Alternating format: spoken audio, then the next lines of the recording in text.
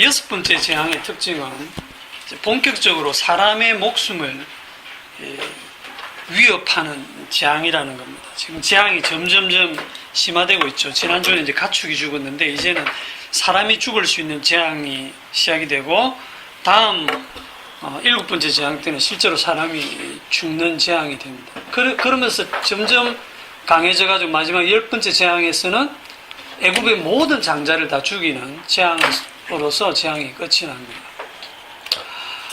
하나님께서 지금 내리는 재앙에 대해 특징 하나는 대비를 하거나 피할 수 없다는 거예요. 인간 쪽에서는 당할 수밖에 없다는 겁니다.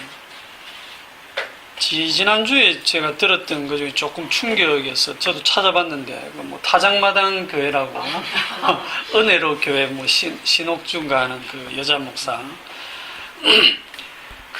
남태평양 피지섬으로 400명인지 600명인지 그렇게 교인들을 이동시키고,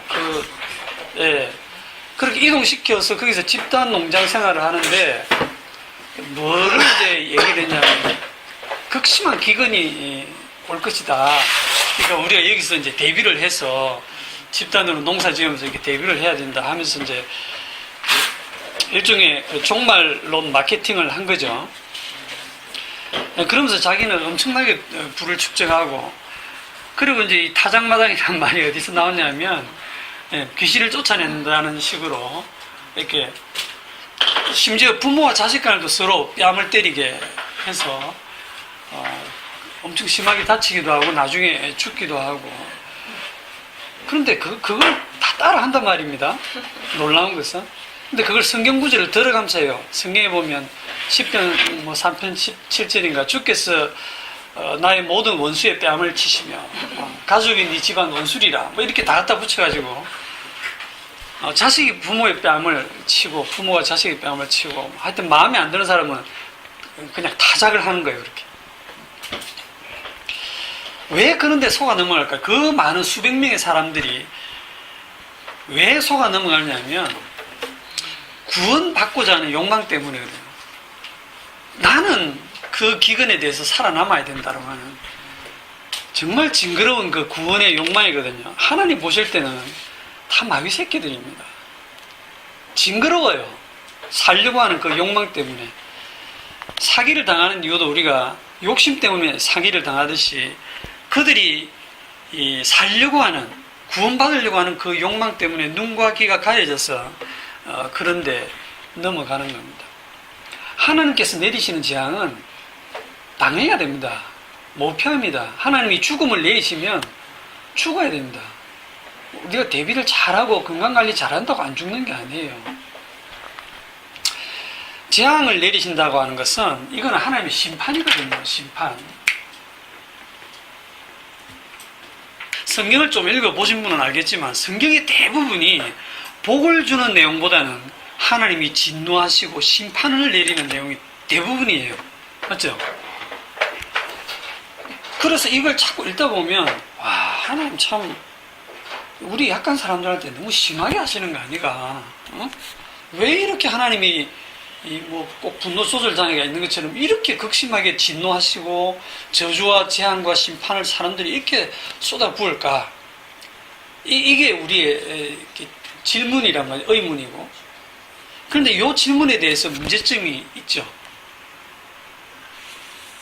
인간이 자기 주제를 모르는 거예요. 자기 입장을 모르는 거예요.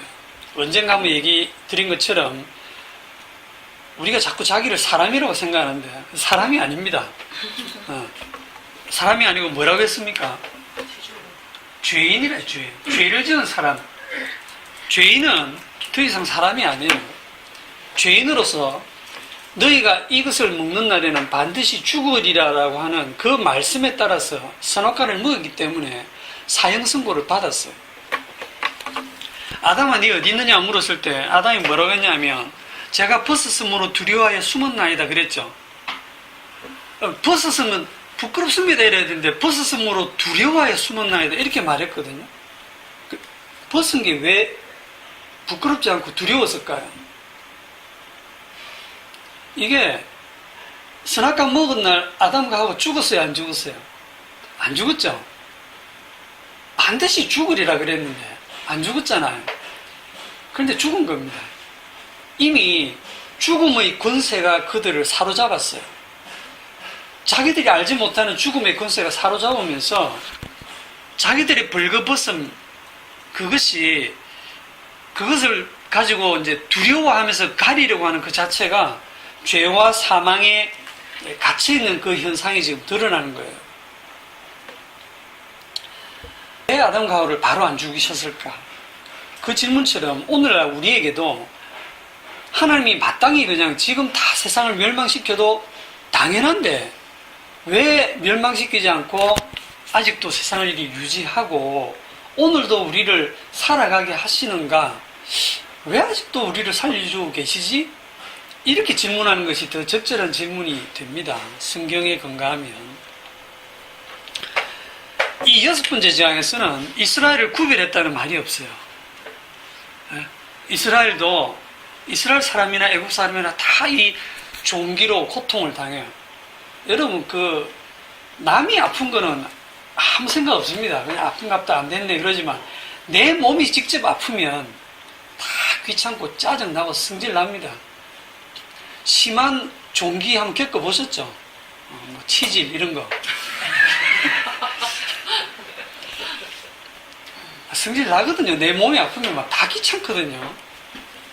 그런데 이거를 이스라엘 백성도 당한단 말입니다. 여기서 우리가 뭘 알 수 있냐면 하나님이 이스라엘을 구원하기 위해서 지금 이집트에 재앙을 내린다고 하면 구원이 목적이라고 하면 이스라엘 사람들이 재앙 당하면 안 되지. 이스라엘 사람들을 미리 애돌리고 이집트에만 재앙을 딱 내리고 이렇게 해야 만약 구원이 목적이라면 그렇게 하셔야죠. 그렇죠. 그리고 심판하는 게 목적이라면 소돔에 그냥 한 방에 불과 유황으로 멸망시키듯이 그렇게 하면 되지. 이렇게 찔찔찔 뭐 10번씩이나 재앙을 주는 것은 결국은 하나님께서 이집트를 심판하고 자기 백성인 이스라엘을 구원하는 여기에서 심판도 심판을 위한 심판이 아니고 구원도 구원을 위한 구원이 아니라 이 심판과 구원 자체가 다른 목적이 있다 이런 겁니다. 다른 목적. 그게 뭘까요? 그 다른 목적이? 마지막 10번째에 나타나는 그 어린 양의 피를 증가하기 위해서 구원도 하고 심판도 하시는 거예요. 이걸 놓치시면 안 됩니다. 요거를 신약 성경으로 딱 가져오면 어린 양의 피는 누구?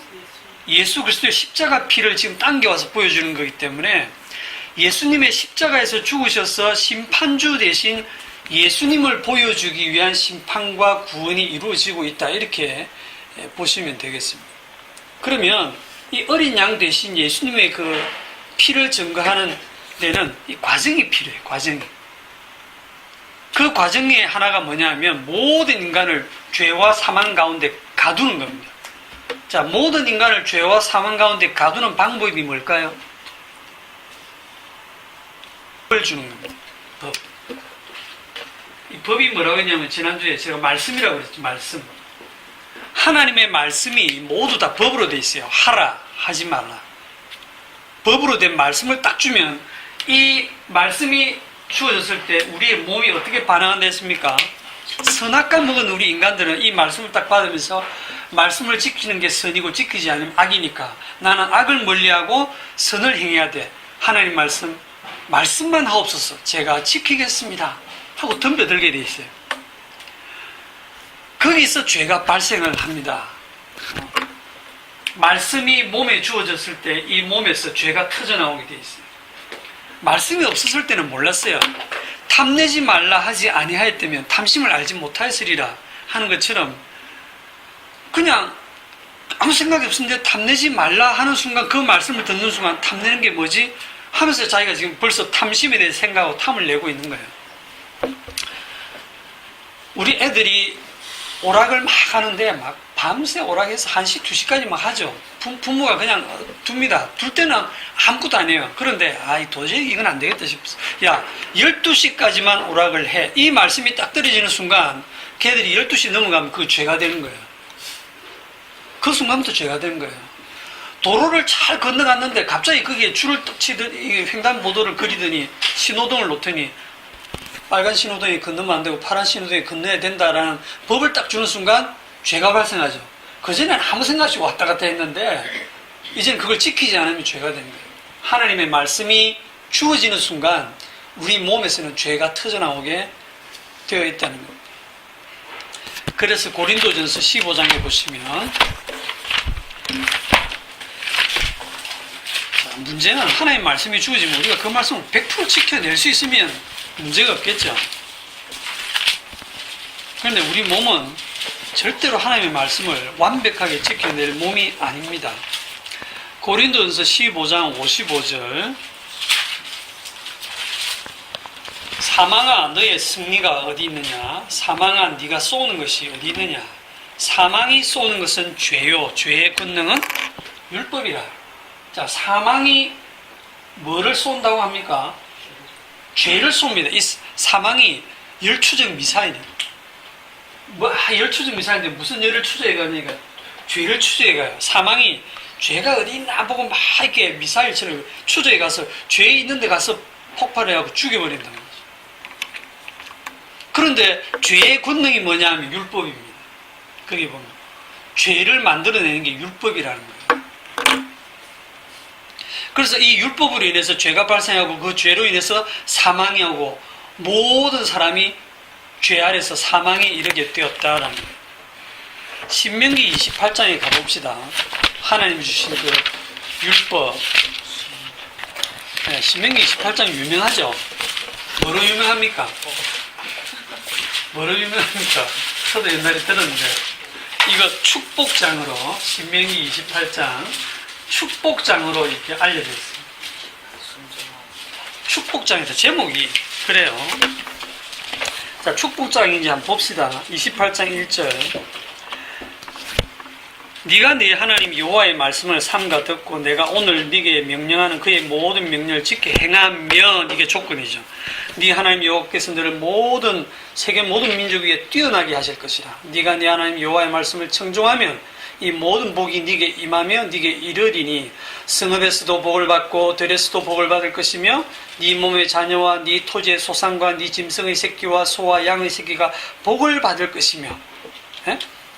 하여튼 하나님의 말씀 잘 순종하면 내 자녀가 그냥 승승장구하고 잘 되는 거예요. 서울대 학교 가고 뭐 취직도 잘 되고 네 토지의 소산과 짐승의 새끼가 잘 된다. 이거는 오늘날로 치면 그 펀드에 넣으면 막 상가를 치는 거예요. 주식 투자하면 막 버는 거예요.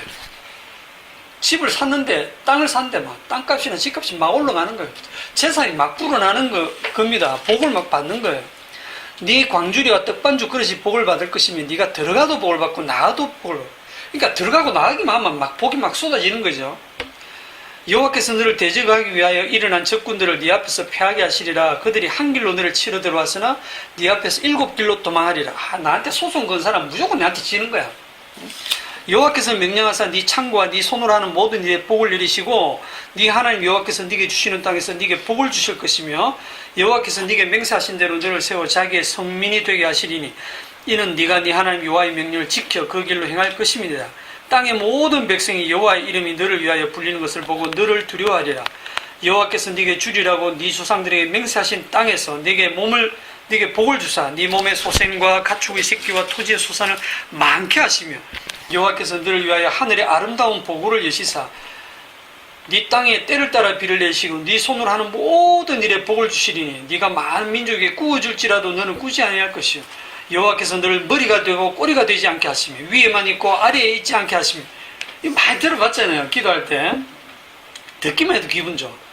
오직 너는 내가 오늘 네게 명령하는 네 하나님 여호와의 명령을 듣고 지켜 행하며 내가 오늘 너에게 명령하는 그 말씀을 떠나 좌로나 우로나 치우치지 아니하고 다른 신을 따라 섬기지 아니하면 이와 같으리라. 여기까지 1절부터 14절까지가 엄청난 축복이 쏟아집니다.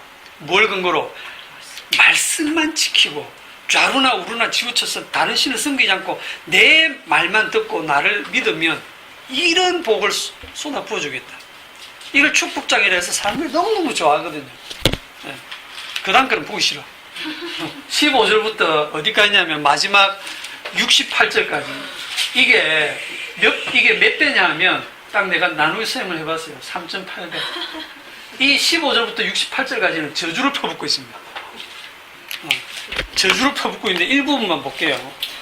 15절, 네가 만일 네 하나님 여호와의 말씀을 순종하지 아니하여 내가 오늘 네게 명령하는 그 모든 명령과 구리를 지켜 행하지 아니하면 이 모든 저주가 네게 임하면 네게 이를 것이니 네가 성읍에서도 저주를 받을 것이며 들에서도 저주를 받을 것이요 또 네 광주리와 떡반죽 그릇이 저주를 받을 것이요. 예, 막 이게 찌지 말라고 했는데 밑으로 떨어지가 다 쏟아지고 막 그런 거예요. 네 몸의 소생과 네 토지의 소산과 네 소와 양의 새끼가 저주를 받을 것이며 투자만 하면 망하는 거야. 내가 집만 사면 그 집값 떨어지고 네가 들어와도 저주를 받고 나가도 저주를 받고 이러면 가만히 있어도 저주받는 거예요. 네가 악을 행하며 그를 잊음으로 네 손으로 하는 모든 일에 여호와께서 저주와 혼란과 책망을 내리사 망하며 속히 파멸하게 하실 것이며 여호와께서 네 몸에 연병이 들게 하사 네가 들어가 차지할 땅에서 마침내 너를 멸하실 것이며 여호와께서 폐병과 열병과 염증과 학질과 한재와 풍재와 썩는 재앙으로 너를 치시리니 이 재앙들이 너를 따라서 너를 진멸하게 하실 것이라. 온갖 병이 다 따라오는 거예요. 그냥 종합병원이야. 안 아픈 데가 없어요. 네 머리 위에 하늘은 노시 되고 네 아래의 땅은 철이 될 것이며 여호와께서 비 대신에 티끌과 모래를 네 땅에 내리시리니 그것들이 하늘에서 네 위에 내려서 마침내 너를 멸하리라. 모든 주변 환경들이 그냥 나를 다 공격하는 것 같아. 여호와께서 네 적군 앞에서 너를 패하게 하시니 네가 그들을 치러 한 길로 나가서 그들 앞에서 7길로 도망할 것이며 네가 또 땅의 모든 나라 중에 흩어지고. 여러분이 누군가 싸움하고 뭐 이 소송 걸고 하면 무조건 피하는 거예요. 네 시체가 공중의 모든 새와 땅의 짐승들의 밥이 될 것이나 그것들을 쫓아줄 자가 없을 것이며 여호와께서 애굽의 종기와 여기 종기 나오죠. 애굽의 종기와 치질과 괴혈병과 피부병으로 너를 치시리니 네가 치유받지 못할 것이며 여호와께서 또 너를 미치는 것과 눈은 머는 것과 정신병으로 치시리니 맹인이 어두운 데서 더듬는 것 같이 네가 백주에도 더듬고 네 길이 형통하지 못하여 항상 압제와 노략을 당할 뿐이니 너를 구원할 자가 없을 것이며 네가 여자와 약혼하였으나 다른 사람이 그 여자와 동침할 것이요. 미치겠죠.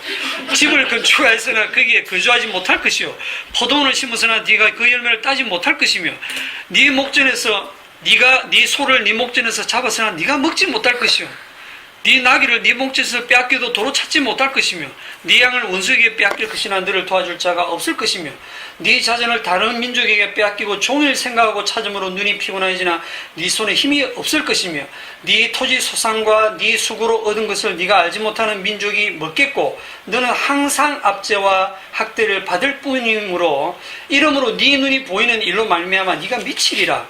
여호와께서 네 무릎과 다리를 쳐서 고치지 못할 심한 종기를 생기게 하여 발바닥에서부터 정수리까지 이르게 하시리라. 예, 하나님께서 저주를 그냥 진짜 디테일하게 쏟아붓고 있습니다. 예, 어떻게 하면? 말씀을 순종하지 아니하면. 그런데 여러분이 말씀을 지킨다고요? 신약 성경에 와보면 여호와의 모든 말씀을 항상 지켜 행하지 아니하면 100가지 중에서 99가지를 지켰다가도 한 가지 어기면 50년간 잘 지키다가 오늘 한 가지 어기면 다 어긴 거예요. 그러니까 이거는 축복장이 아닙니다. 이름 바꿔야지. 저주장이 저주. 이 말씀으로 인해서 율법의 저주를 퍼붓고 있는 거예요. 성경에 여러분 율법의 저주를 검색해보세요. 나옵니다. 율법의 저주를 지금 하나님이 말씀을 주시면서 퍼붓고 있는 거예요. 그런데 이거를 듣고 유대인들이 뭐라고 합니까? 우리가 이 말씀을 다 준행하겠나이다. 아멘! 이런 거예요. 왜? 선악과목권 인간들은 이 율법이 딱 자기 몸에 맞아요. 이걸 해라, 이거 하지 마라, 이거 하면 선한 거, 이거 하면 악한 거. 그게 자기들한테 너무 딱 들어맞는 거예요. 그러니까 예, 우리가 지키겠습니다. 아멘! 하고 덤벼드는 거예요. 이 말씀에 근거하면 치질이나 종기 생기면 저주받은 거 맞죠? 예. 저도 사실 살면서 굉장히 심한 종기로 여기 막 코에 종기가 자주 나오고 이래 얼굴이 중학교 때 엄청 퉁퉁 부은 적도 있고 종기가 자주 생겨요. 치질은 얘기하고 싶진 않은데 그런 것들 정말 고통스럽거든요. 결국 오늘날 우리들이 당하는 이런 것들도 하나님의 진노, 저주, 재앙 속에 다 포함되는 거 맞습니다. 그러면 우리는 이런 말씀을 읽으면 바로 무슨 생각이 드냐면, 내가 지금 이렇게 아프고 체질이 생기고 종기가 생기는 건 내가 말씀을 안 지켜서 그렇구나 하고 어떡합니까? 그 다음 주에 교회 좀 일찍 가고 헌금 1,000원 낼 거 2,000원 내고 새벽기도 한 번 더 나가고 이렇게 이제 자기가 뭔가를 막 보상하려고 하죠. 기도 안 하다가 기도 좀 더 하고. 이 말씀에 근거하면 분명하잖아요. 말씀을 안 지켜서 내한테 지금 이렇게 계속 일이 안 풀리고 하는 일마다 안 되고 몸이 자꾸 여기저기 아프고 자식의 일이 안 되고 이러면 전부 다 그 이유가 뭐에 있다? 결론은 말씀을 안 지켜서 그렇다로 결론이 나게 돼 있죠. 그럼 어찌합니까? 해답은 말씀 지켜야 되겠네. 이렇게 가는 겁니다. 그렇게 가면 그게 망하는 거예요. 왜냐하면 신약성경이 분명히 사도 바울이 얘기하거든요. 율법으로 의롭게 되려고 하는 자는 율법의 저주 아래로 다시 들어가는 거라.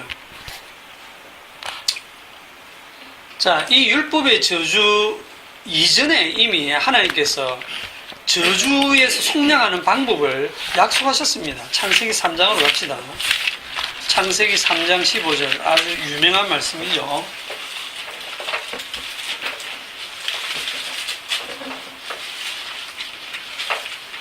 창세기 3장 15절 다 같이 시작. 내가 너로 여자와 원수가 되게 하고 내 후손도 여자의 후손과 원수가 되게 하리니 여자의 후손은 내 머리를 상하게 할 것이요 너는 그의 발꿈치를 상하게 할 것이니라 하시고. 자, 내가 너로 여자와 원수가 되게 하고 너의 후손 또 여자의 후손과 원수가 되게 하리니 여자의 후손과 원수가 되게 하리니 이 원수가 되게 한다. 이게 대적이 되게 한다. 이게 하나님께서 세상을 이끌어가는 원칙입니다. 세상에 일어나는 모든 일들이 사람들이 뭘 행하는 것 같지만 그 모든 원리는 너와 여자, 너의 후손과 여자의 후손의 전쟁으로 다 설명할 수 있어요. 최종적으로는 여자의 후손은 너의 머리를 박살낼 것이고 너는 그의 발꿈치를 상하게 할 것이다. 이렇게 지금 약속을 하고 있거든요. 이게 선악과를 먹게 한 최종 책임자로서 지금 누구한테 지금 하는 얘기예요? 뱀에게 지금 저주를 퍼붓고 있는 거예요. 그런데 뱀에게 지금 퍼붓는 이 저주 속에 하나님의 축복이 담겨 있다는 사실. 이 안에 복음이 담겨 있어요. 이거를 신학에서는 원시 복음이라 하죠. 이걸 원시 복음. 놀랍습니다. 뱀한테 퍼붓는 저주 속에 이걸 숨겨놨어요. 근데 말씀 내용이 좀 복잡해요. 자, 너가 분명히 우리 뱀이죠, 뱀. 뱀이 여자와 원수가 되게 한다라고 하니까, 뱀하고 여자는 원수인갑다. 여자들이 뱀을 그렇게 싫어하는구나. 그렇지 않습니다. 그 뱀탕 좋아하는 사람 많고, 뱀술 마시는 여자들도 있고, 그거를 문자적으로 해석하는 건 상당히 무식한 짓이에요. 성경에 그 요한계시록에 가면 개들과 점술가들과 행음하는 자들은 다 천국 못 간다는 얘기가 있는데 그거 가지고 진짜 개는 천국 못 간다고 설교하는 사람이 있더라고요. 진짜 개 도구 디오지 완전 무식합니다. 성경을 문자 그대로 진짜 해석을 하는 거예요. 개는 천국 못 가면 고양이는 갑니까? 동물들은 천국하고 관계없어요. 천국 지옥하고 관계없어요. 선악과물 인간들이 관계가 있지. 심판도 인간에게 있는 것이고. 자, 뱀은 누구를 상징한다? 뱀은 사탄을 상징하죠. 사탄 마귀를 상징하고 있는 건 다 아는 거고. 여자는 누구를 상징한다? 여자는 누구를 상징하느냐 하면 갈라디아서 4장 26절 갈라디아서를 딱 펴시고 4장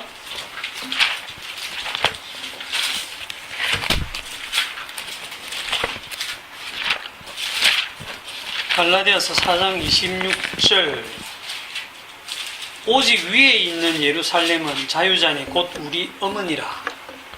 여기에 여자가 어머니로 바뀌어요. 오직 위에 있는 예루살렘은 자유자니 곧 우리 어머니라.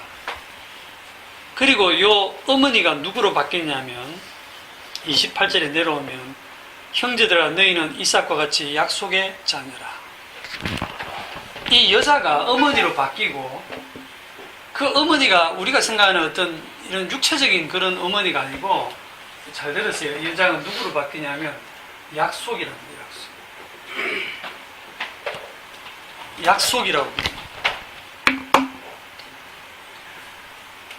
우리는 누구냐 물으면 뭐 옆집 새댁입니다 이렇게 하는지 누구냐 물으면 누굽니다 하고 사람을 물었으면 사람으로 답을 해야 되잖아, 그죠? 근데 누구냐, 여자가 누구냐 했더니 약속이다 이렇게 하면 이게 진짜 엉뚱한 말이거든요. 납득이 안 되거든요. 그런데 사실 뱀이 사탄이다 이러면 이것도 납득이 안 되는 거예요. 뱀은 이렇게 동물이고 물체고 사탄은 눈에 보이지 않는 영적인 존재잖아, 그죠? 그 영적인 존재를 나타내는 것이 뱀이라면 이 여자가 뭘 나타내냐면 약속이 여자를 나타냅니다. 그거를 좀 설명을 드릴게요. 이 갈라디아서 4장 26절 오직 위에 있는 예루살렘은 자유자니 곧 우리 어머니라 이거 가지고 만들어진 이단이 뭐냐면 안상홍 하나님의 교회 거기 보면 장길자라는 어머니 하나님이 있습니다. 네.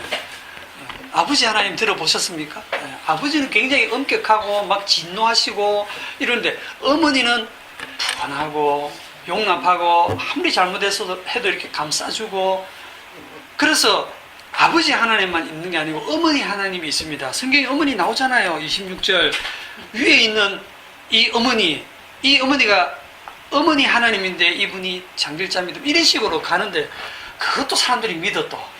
네? 문자적으로 해석해가지고 그렇게 해석하면 안 됩니다. 창세기로 요 갈라디아서 4장을 조금 더 설명하고 창세기로 딱 와서 다시 창세기 3장에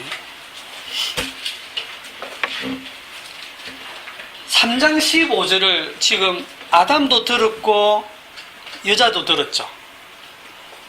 듣고 나서 한 행동이 뭐냐 하면 20절 아담이 그의 아내의 이름을 하와라 불렀으니 그래서 아담이 이 하나님 말씀을 딱 듣고 제일 먼저 한 게 뭐냐면 여자 이름을 바꿉니다. 뭐라고 바꾸냐면 하와. 근데 이 하와의 뜻이 뭐냐면 생명. 왜 이렇게 지었을까요?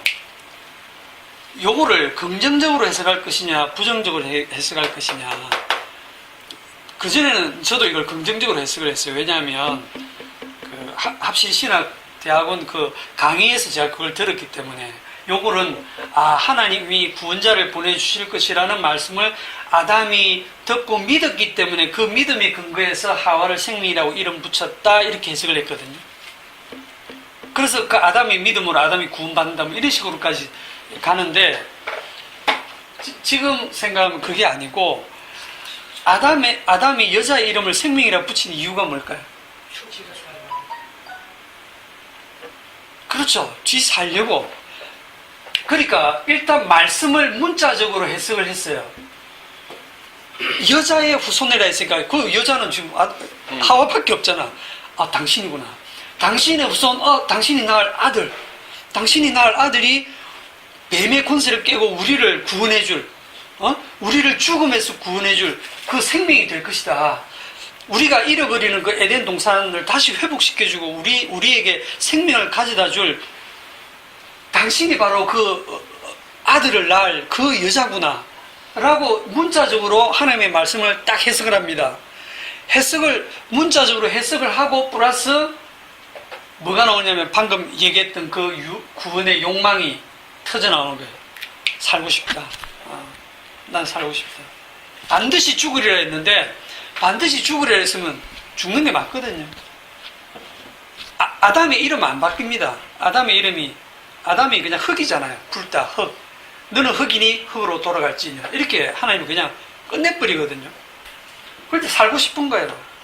당신이 생명이다. 당신이 낳을 아들이 우리의 구세주다. 그런데 하나님은 여자라고 해놓고 하나님 여자에 관심이 없어요. 하나님 뭐에 관심이 있냐면 약속에 관심이 있어요. 하나님은 자신이 하신 약속에만, 그 약속만 가지고 일을 했어요. 그 약속을 여자라고 딱 표현을 했어요. 이게 하나님께서 하나님의 말씀을 성경에 기록하실 때 이게 우리가 읽으면 다 어찌 보면 알아보잖아요. 그죠? 우리말로 다 돼 있으니까, 우리 인간들이 쓰는 언어로 돼 있으니까 읽으면 무슨 말인지, 그런 뜻이구나 하고 받아들이는데, 그런데 이게 하나님의 말씀이에요. 영에 있는, 묵시세계에 있는 하나님의 말씀을 인간의 언어를 채용해서 지금 기록을 해놓은 거란 말이에요. 그러니까 하나님이 여자라는 단어를 딱 채용해서 쓰시지만 하나님은 그 여자가 아니고 하나님은 약속에 관심이 있는 거예요. 그러면서 여자라는 단어를 딱 씀으로써 아담 속에 있는 죄를 드러내는 거예요. 분명히 인간들은 이걸 문자적으로 해석하고 그 구원받고 싶어하는 그 욕망이 터져 나온다는 것을, 그 욕망이 어떻게 터져 나오면 바로 4장부터 나오잖아요. 아담이 그 아내와 우리 빨리 놓자. 이래가 동침하죠. 동침해서 애를 탁 낳았는데 그 애가 누굽니까? 가인. 이름이 가인인데 그 뜻이 뭐냐면 내가 여호와로 말미암아 등남하였다. 하나님 약속대로 내가 아들 낳았다 하고 엄청난 기대를 건 거예요. 그런데 하나님께서 가인 아니야, 부정해 버리시죠. 이 가인이 최초의 살인자가 되는 거예요. 이게 계속 역사가 반복됩니다. 자식을 낳을 때마다 혹시 이 아들이 구세줄까 계속 기대를 하는 거예요. 그러니까 여기에 나오는 여자가 그냥 우리가 생각하는 생물학적인 그 여자가 아닙니다. 그럼 여자는 어떤 기능을 하느냐? 여자는 자식 낳는 기능만 해요. 육체적으로. 여자분들 좀 서운하실지 모르지만 여자가 자식을 낳잖아요. 자식을 계속 낳는데 언제까지 낳느냐? 약속의 자손이 오실 때까지 자식을 낳는 일만 해요. 그러면서 그 기능입니다. 그 기능을 하면서 하나님께서 그 혈통을 계속 부정하시는 거예요. 혈통으로 나는 게 아니다는 걸 계속 부정하기 위해서 혈통으로 자식을 계속 낳게 하세요. 그게 마태복음 1장의 족보입니다. 그 족보에서 계속 이방 여자가 중간에 끼어들죠. 정통 족보를 계속 주님이 박살을 내시는 거예요. 그리고 마지막에 마리아가 낳는데 그 마리아도 정혼한 요셉의 아들이 아니고 성령께서 개입해가지고 그냥 약속의 자녀로, 약속의 자손으로 오시는 그 분이 누굽니까? 그리스도잖아요. 갈라디아서 3장 16절에 오직 한 사람을 가리켜 네 자손이라 하셨으니 곧 그리스도라. 이 약속의 자손은 그리스도가 분명하잖아요. 그러면 우리 성도는 어디에 들어갑니까? 약속의 자손 안에 다 포함되죠. 우리는 그리스도의 몸으로서 그 안에 그냥 약속의 자손 안에 포함이 되는 거예요. 물론 그 전에 그러면 남자는 어디가 있습니까? 남자는 어디에 들어가 있을까요? 여기 뱀도 있고 여자도 있고 여기 당사자 중에 남자도 있는데 남자는 뻘쭘하게 있는데 남자는 어디에 포함될까요? 남자는 여기 들어가죠. 뱀의 후손 속에 딱 들어가죠.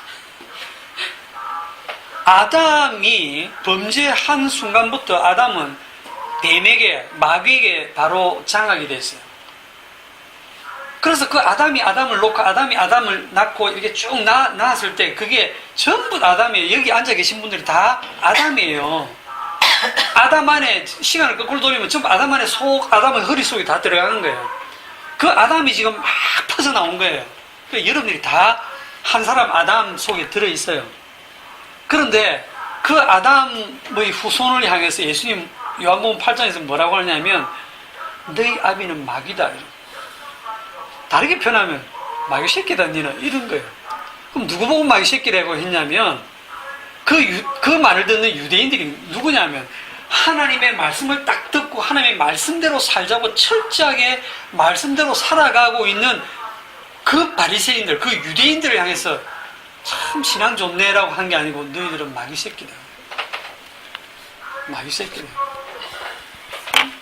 그러니까 이 남자는 마귀 새끼 속에 다 들어간 거야. 여자도 결국 다 그 속에 들어가죠. 여자는 남자에게 속하니까 결국 인간들이 다 그 안에 들어가는 겁니다. 그러면 약속의 자손 없는 거죠. 없는데 그리스도께서 없는 가운데서 만들어내십니다. 죽은 데서 살리시고 없는 데서 있게 하시는 하나님의 능력으로 만들어내십니다. 자, 그러면 창세기 3장 15절의 이 약속은 타락한 이후에 처음 주신 약속인데, 이 약속이 원래 어디서부터 출발하느냐, 그 기원이 어디냐.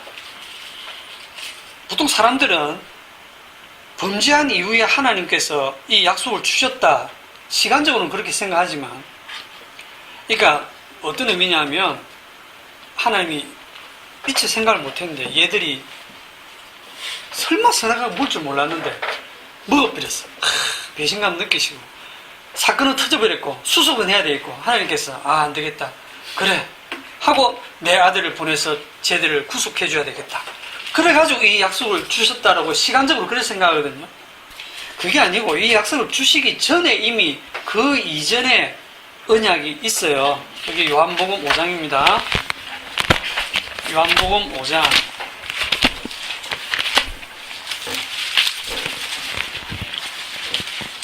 세상이 만들어지기도 전에 아버지와 아들 사이에 약속이 먼저 있었어요. 요한복음 5장 22절.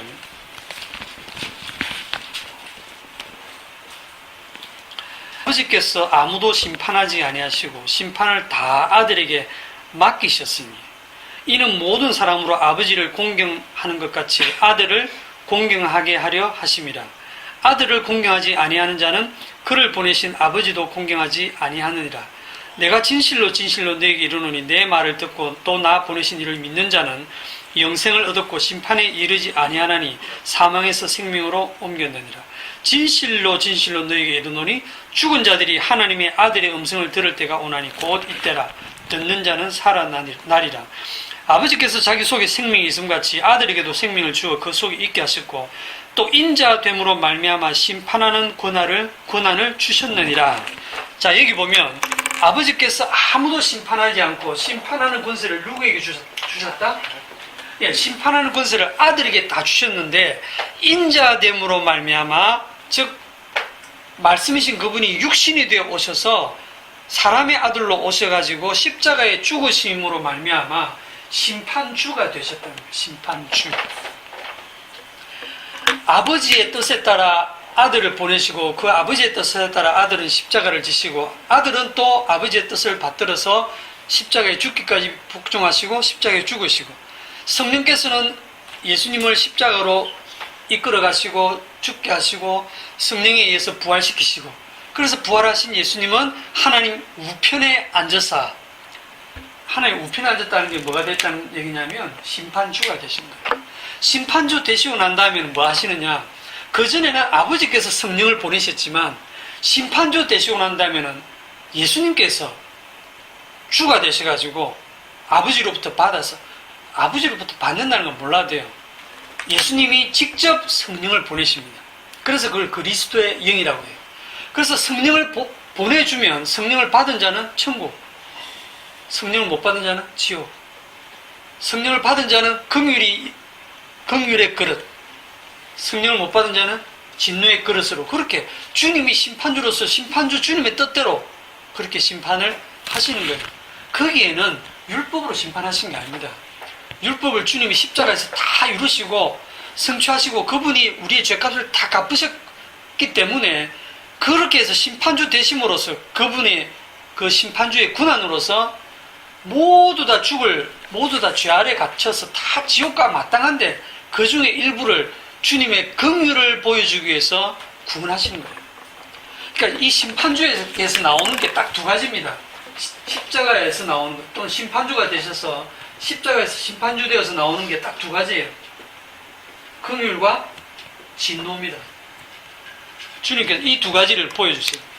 로마서 이거 나오잖아요. 내가 긍휼히 이길 자를 긍휼히 이기고 완악하게 할 자를 완악하게 합니다. 원하는 자로 말미암도 아니고 다른 박질하는 자로 말미암도 아니고 오직 주님의 뜻에 따라서 긍휼히 이길 자 긍휼히 이기고 진노를 줄 자 진노를 준다는 거예요. 주님께 달려있어요. 이 창세전 언약 속에는 창세전 쉽게 얘기해서 계약서라고 합시다. 창세전 계약서에는 당사자가 누굽니까? 아버지와 아들이에요. 아버지와 아들 사이에 언약을 맺었어요. 그 계약서 그리고 두 분 도장 찍으시고 끝났어요. 그 당사자에 우리 있어요, 없어요? 우리 없어요. 우리는 당사자가 아닙니다. 그 계약서 보면 우리가 없어요. 없는데 그 두 분 사이에 맺은 계약으로 이루어진 그 효과가 우리한테 덮치는 거예요. 나의 어떠함하고 아무 관계없이 그냥 두 분 사이에서 언약에서 이루어진 그 십자가에서 나오는 그 긍휼로 말미암아 그 긍휼이 그냥 나한테 덮쳐버리는 거예요. 성도는. 그런데 그 이후에 시내산 언약, 모세를 통해서 준 율법, 그 시내산 언약에서는, 그 시내산 계약서에는 당사자가 누굽니까? 하나님하고 이스라엘 백성하고. 지킬래? 지키면 복 주고 안 지키면 저주한다? 우리 지킬게요. 그래, 도장 찍어. 다 찍었어요. 당사자, 인간들이 들어가 있어요. 그럼 안 지켰다 어째 됩니까? 계약서대로 다 주고. 그렇죠? 그러니까 여러분들이 시내산 율법 그 계약서 쪽으로 들어가면 그건 다 죽는 거예요. 내가 다 지켜내야 돼. 내가 다 지켜내야 돼. 하나님께서는 이 창세전 언약, 아버지와 아들 사이에 맺은 그 언약을 통해서 이 주님이 심판주 되심을 보여주기 위해서 그 뒤에 시내산에서 율법도 주셨어요. 율법을 주셔가지고 모두 다 그냥 율법의 저주 아래 죄 가운데 딱 가둬놓고 아무도 구원 못 받아 해놔놓고 주님의 긍휼을 베푸는 자만 구원하시는 거예요. 그러므로서 주님이 심판주 되심을 보이는 거예요. 내가 주님을 뭐라고 했습니까? 주님의 뜻을 혼자 다 하신다 했잖아요. 혼자 푹 치고 장치고 다 한다니까요. 우리한테 의지 안 합니다. 우리한테 조금의 영광도 주지 않습니다. 우리 행위하고 아무 관계없이 주님 홀로 그냥 다 하신다는 거예요. 그걸 제발 좀 믿어주세요. 자, 이제 갈라디아서 4장으로 다시 가서 갈라디아서 4장 21절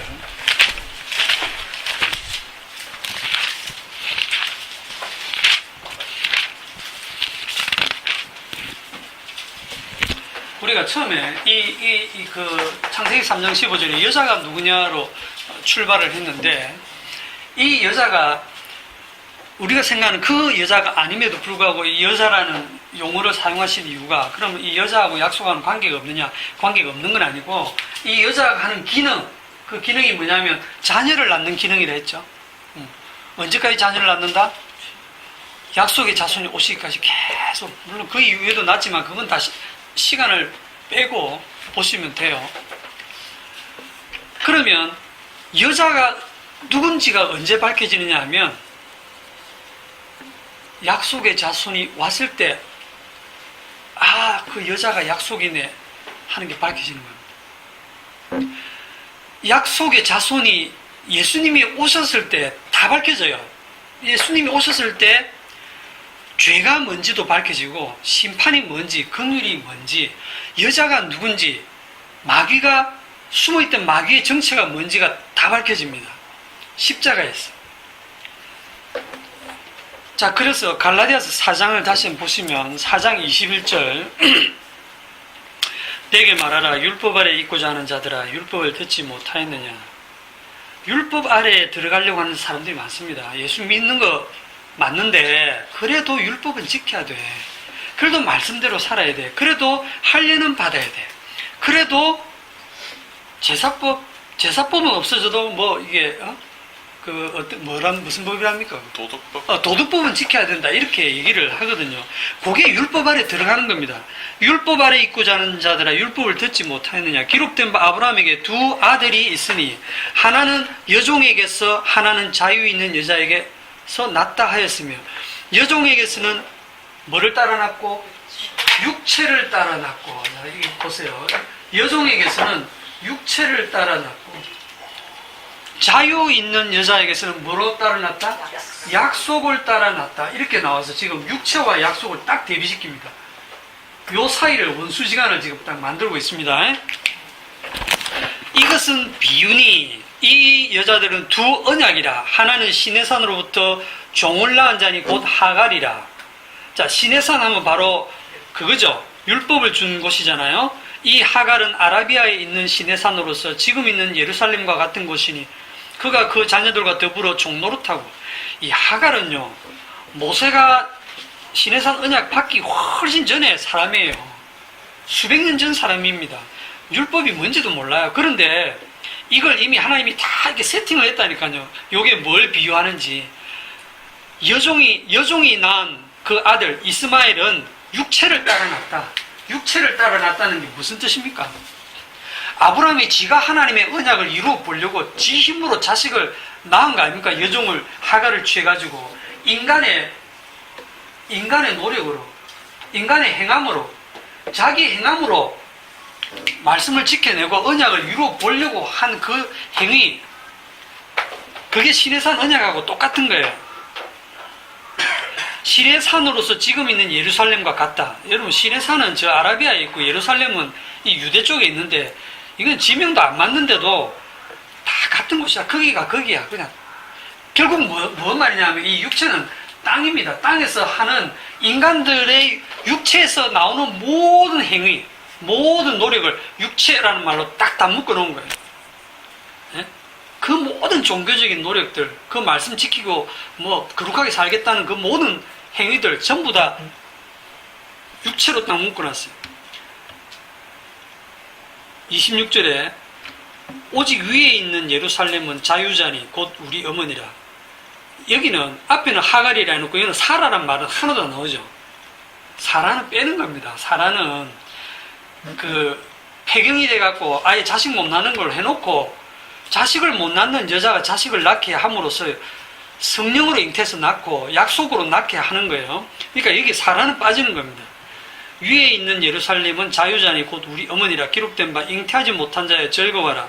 상고를 모르는 자의 소리질러 외치라. 이는 홀로 사는 자의 자녀가 남편 있는 자의 자녀보다 많음이라.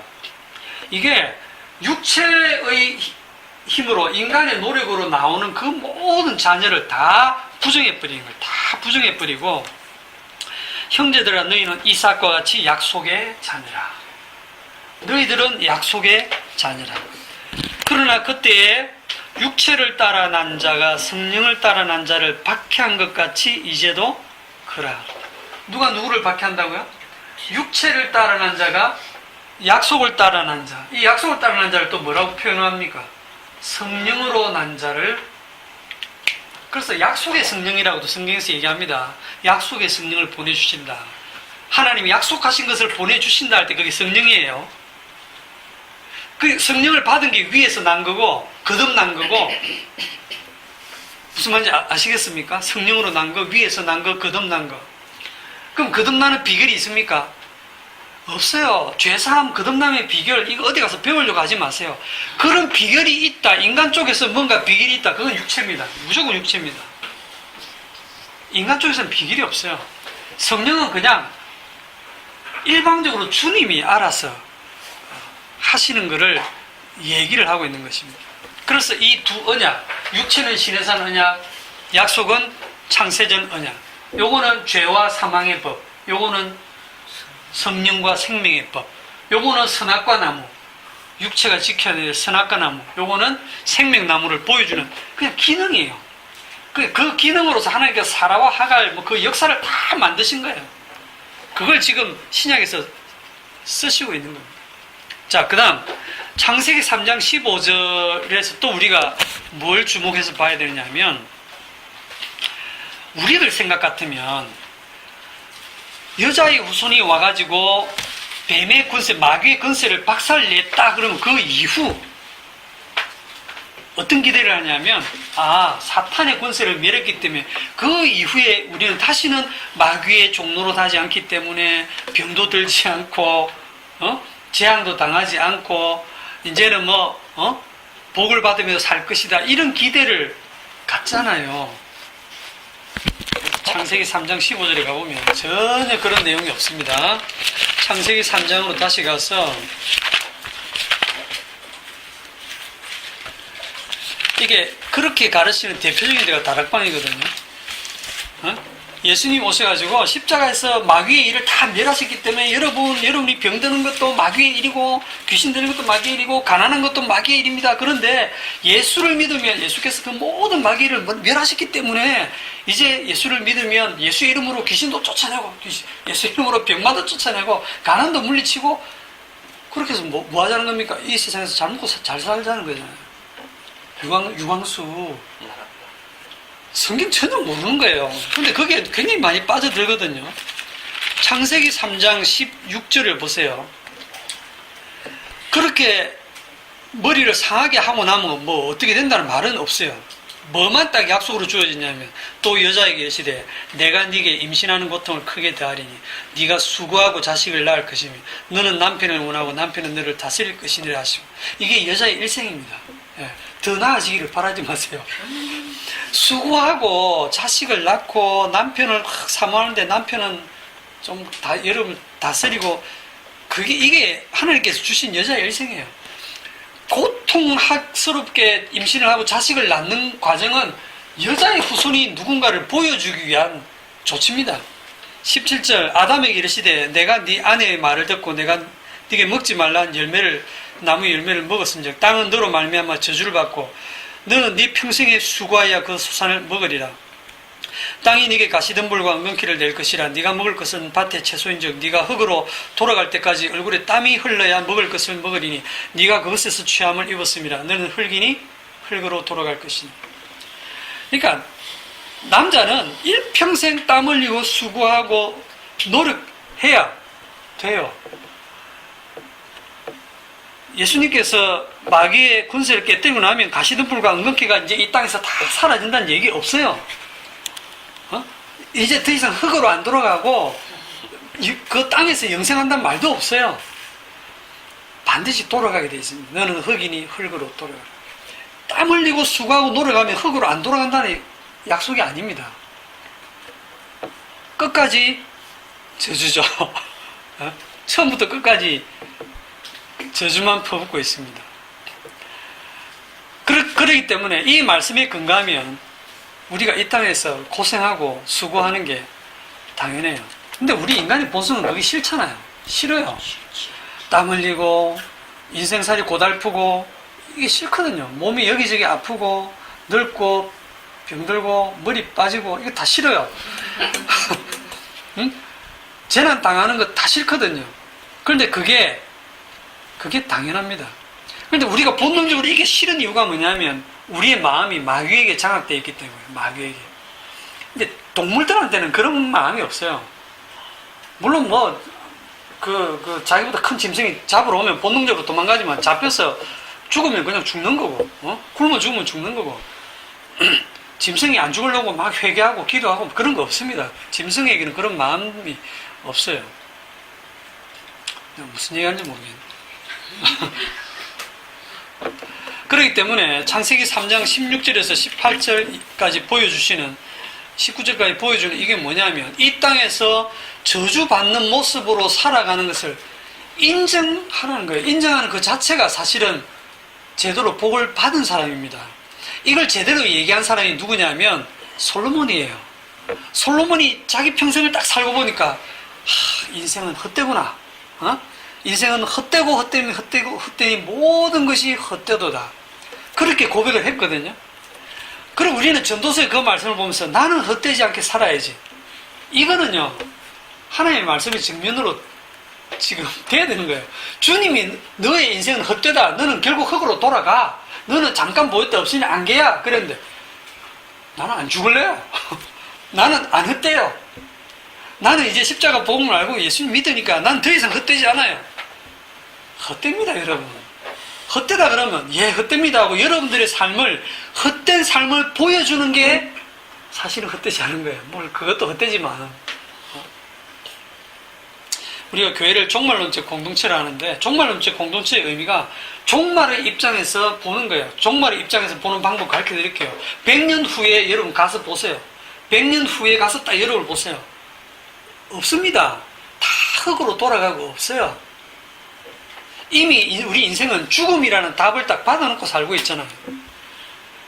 제가 옛날 사진을 보면 그 10대 때 그때 그 사진을 보면 그때 추억이 떠오르는데 지금 거울을 보면 깜짝 놀라거든요. 저 얼굴, 저 주름살, 저 머리카락, 이 김이 비슷한 거. 그게 10대 때 나는 이 얼굴이 상상을 못한 거예요. 그런데 내 아기 때 보면 더 귀엽거든요. 그런데 하나님은 그걸 통째로 보고 계신 거예요. 그 금방 태어나서 막 이렇게 아장아장 걸으면서 생명력을 가지고 울면서 움직이는 그 아기 속에 지금의 내 모습이 딱 들어있는 걸 주님이 다 보시면 나중에는 죽어서 관 속에 들어가고 태워져서 화장돼서 흙으로 싹 돌아가는 걸 다 보고 있기 때문에 주님은 우리를 아예 사람 취급 안 하는 거예요. 수에 치지도 않고 그냥 너희는 먼지다, 없어진 안개다. 이런 안개와 같은 아무것도 아닌 이런 존재를 위해서 주님께서 십자가를 지시고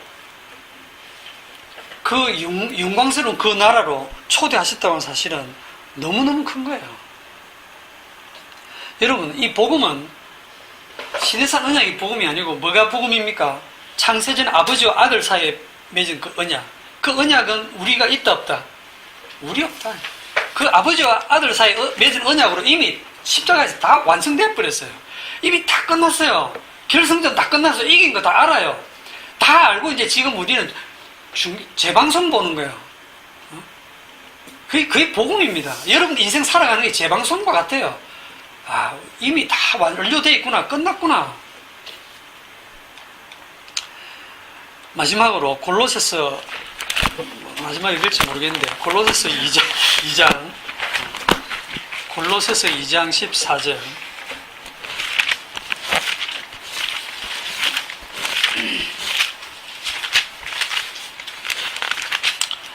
골로새서 2장 14절에 보시면 우리를 거스르고 불리하게 하는 법조문으로 쓴 정서를 지우시고 이게 뭡니까?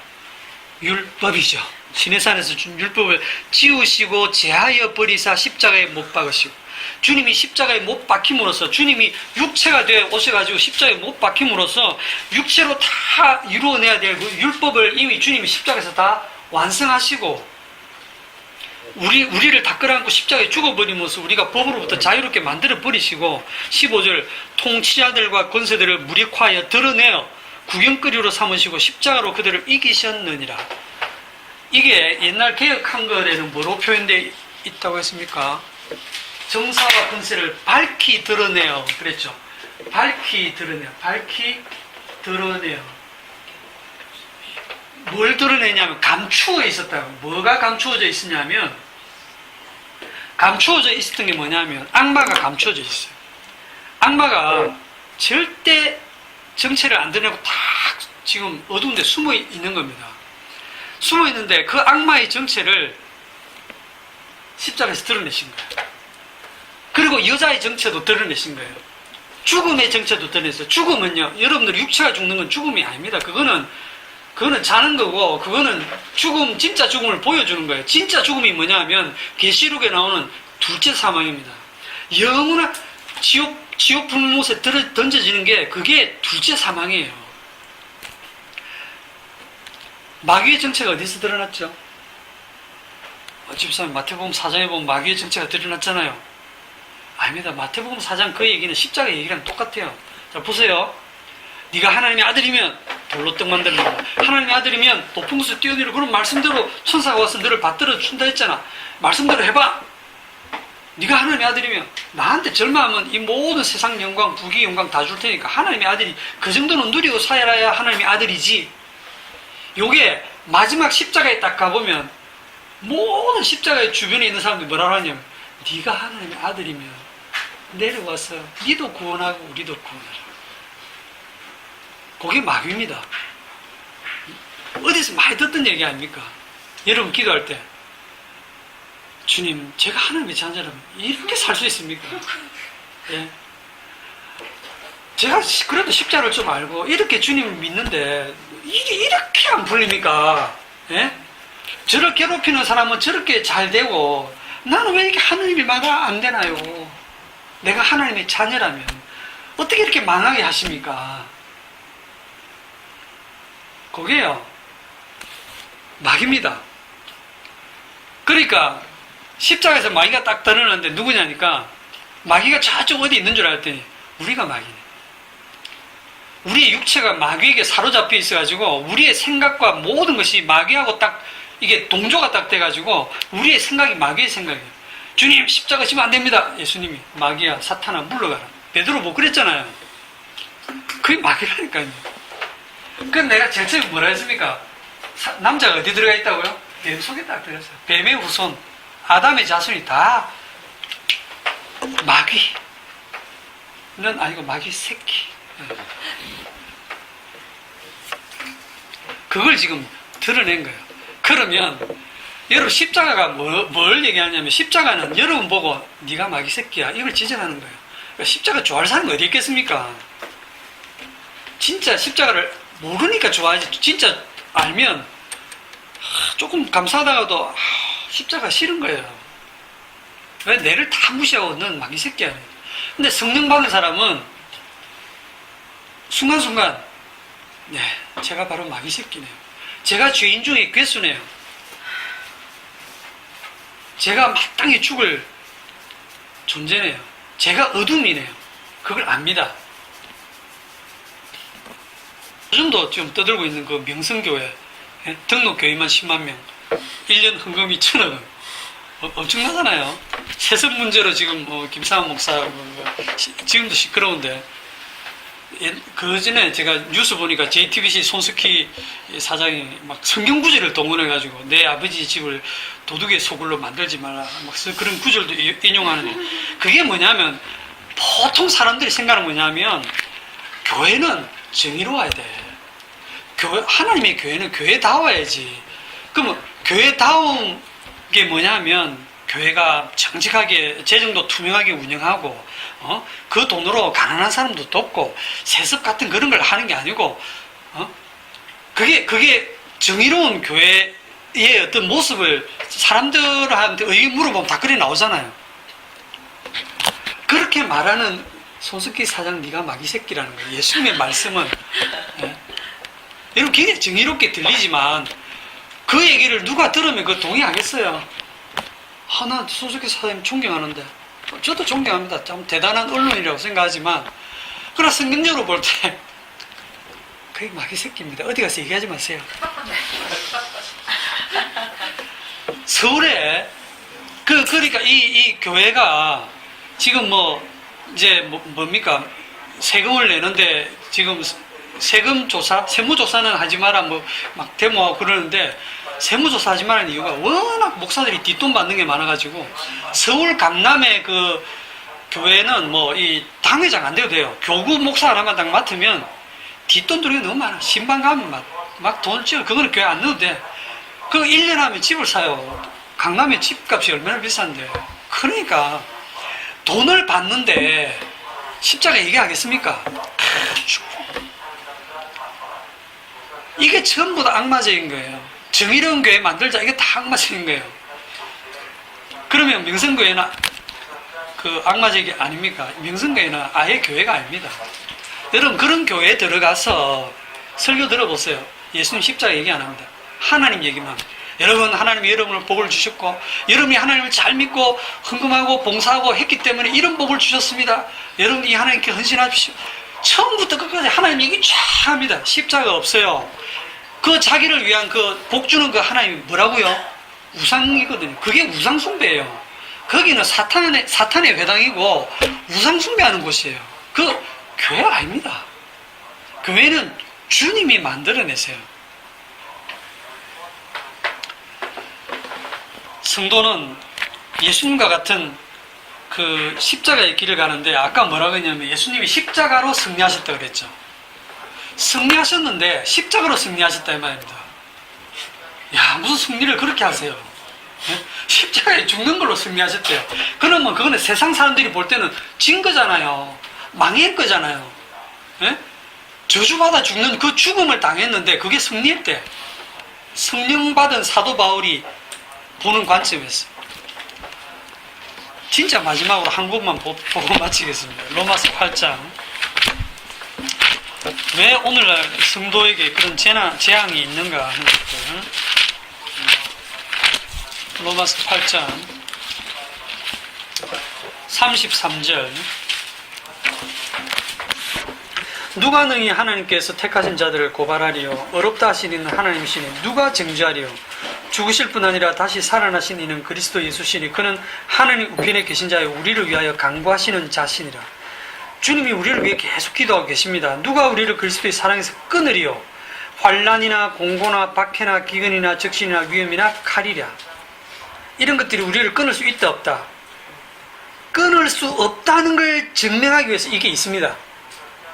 이거 없으면 안 돼요. 환난, 공고, 박해, 기근, 적신, 위험, 칼이 있어요. 그래서 기록된 바 우리가 종일 주를 위하여 죽임을 당하게 되며 도살당할 양같이 여김을 받았나이다 함과 같으니라.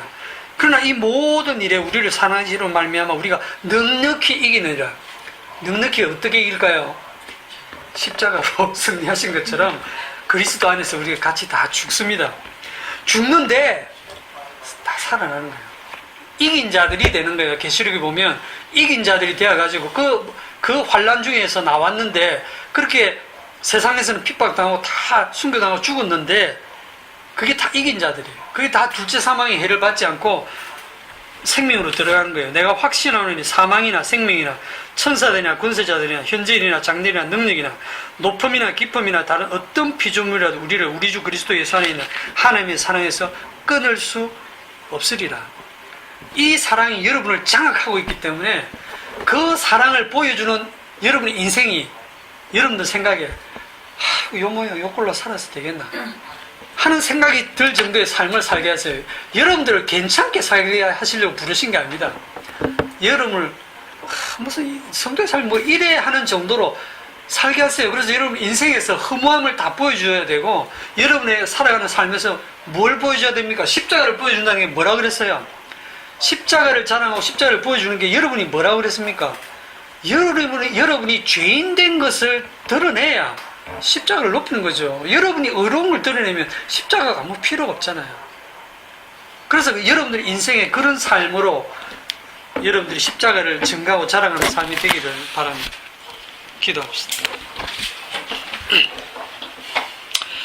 주님, 우리의 살아가는 인생이 헛되다고 하는 말씀도 우리에게 그 말씀대로 이루어지고 우리가 수고와 슬픔과 고통 가운데 살면서 결국 흙으로 돌아가게 하는 것이 하나님이 하신 말씀이시고 그 말씀은 우리는 피할 수 없다는 것을 고백합니다. 우리의 인생을 다 돌아보아도 죄와 슬픔밖에 없음을 고백합니다. 그러나 그러한 헛된 삶을 살고 그러한 죄악된 모습 속에서 주님의 십자가가 더욱 높아지고 자랑되어짐을 우리 성도들이 고백하게 하시고 우리 인생의 남은 생을 살아가는 동안 주님의 십자가만 자랑하는 성도들이 되게 하여 주옵소서. 예수님의 이름으로 기도하옵나이다. 아멘. 기도했습니다.